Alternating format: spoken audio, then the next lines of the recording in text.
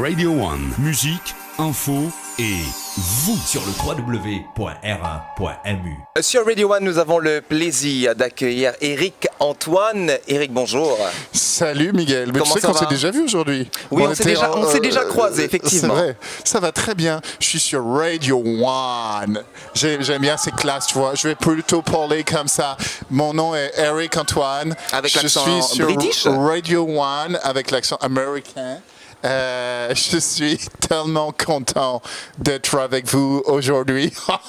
Viens là. Bah, je suis servi. Là, c'était un bisou pour les auditeurs qui nous écoutent en ce moment.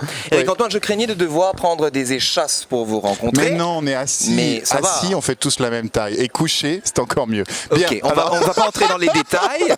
Éric Antoine, vous êtes un habitué de Maurice. Oui, enfin habitué, je sais pas, mais je suis venu la première fois à la naissance de mon premier petit garçon. D'accord. Il y a 6 ans et demi, 7 ans de ça. Et depuis, chaque année, l'île me manque et donc j'ai besoin de revenir. Voilà. C'est ma parenthèse dans une vie très mouvementée qui est la mienne. C'est ma petite bulle de paix.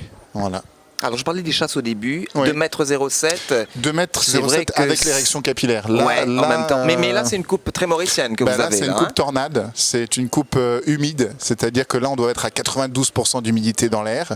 Et dans mon corps, on est à 107%. Donc, d'accord, là, c'est compliqué. Là, on ne vous suit pas tout le temps, mais on va essayer quand même. Hein.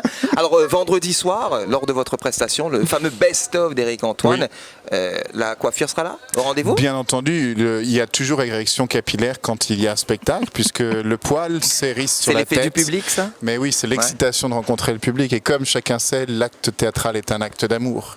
Et donc, parfois, il arrive que le comédien a la migraine, hein. Ça peut arriver. Ou le public, mais ici, non. Ici, le public n'a jamais la migraine. Vous l'appréhendez, ce public mauricien, ou pas du tout ? Bah oui, parce que c'est une première fois. Et la première fois, c'est toujours inquiétant. C'est toujours. Mais on aime les premières fois. Ah bah les premières fois, on s'en souvient tout le temps. Ah bah voilà, on y prend goût. Les premières fois, moi, il y a toujours des nouvelles premières fois. C'est ça qui est merveilleux. On peut toujours trouver un nouveau terrain à explorer. Un voyage dans l'inconnu. Alors, magie, humour, pourquoi ce choix de combinaison, Éric Antoine ? Parce que c'est le meilleur, j'ai envie de te dire. Parce que ça marche pour vous. C'est de la bombe, peut-être tout pas simplement. pour d'autres, mais pour vous, ça marche. Mais ça marche. Oui. Moi, en fait, ce mélange, je le trouve intéressant parce que je trouve parfois la magie un peu ringarde et un peu poussiéreuse. Ouais. Je trouve que le magicien la figure du magicien a tendance à se prendre au sérieux. Et à être sur un piédestal et dire regardez ce que je sais faire, vous petits mortels, et ça crée une distance avec la figure du magicien. Vous dites que les magiciens sont un peu prétentieux ? Oui, de manière générale. Un peu beaucoup ?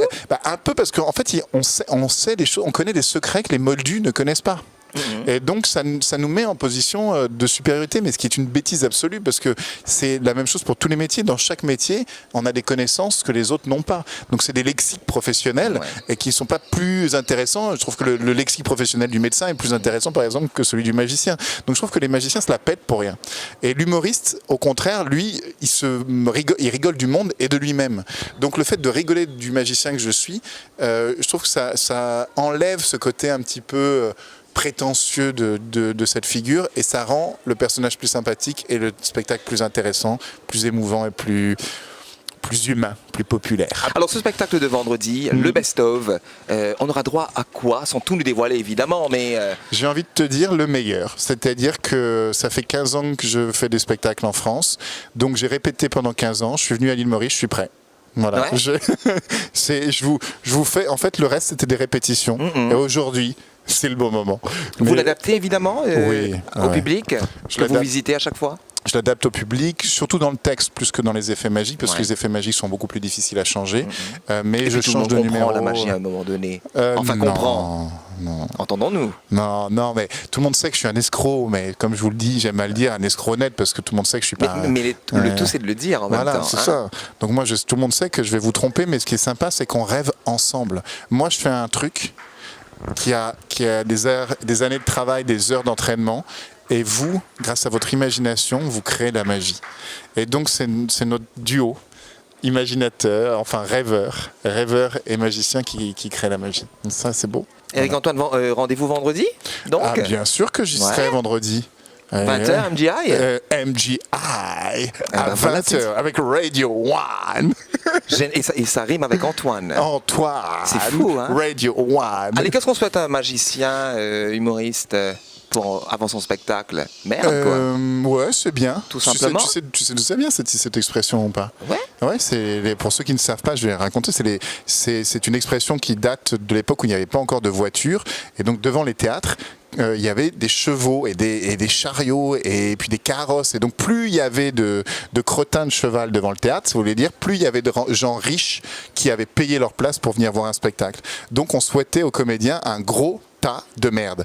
Alors maintenant, je préfère que... Devant le MGA, je ne sais pas trop. S'il vous plaît, mais, évitez. Voilà, je trouve que c'est pas très hygiénique, mais vous pouvez venir à pied, en bus, en voiture, comme vous voulez, mais on peut encore se dire merde. Voilà. Éric Antoine, merci beaucoup. Merci à vous. Et à très très bientôt sur Radio One. Sur Radio One. Radio One. Sur le www.r1.mu.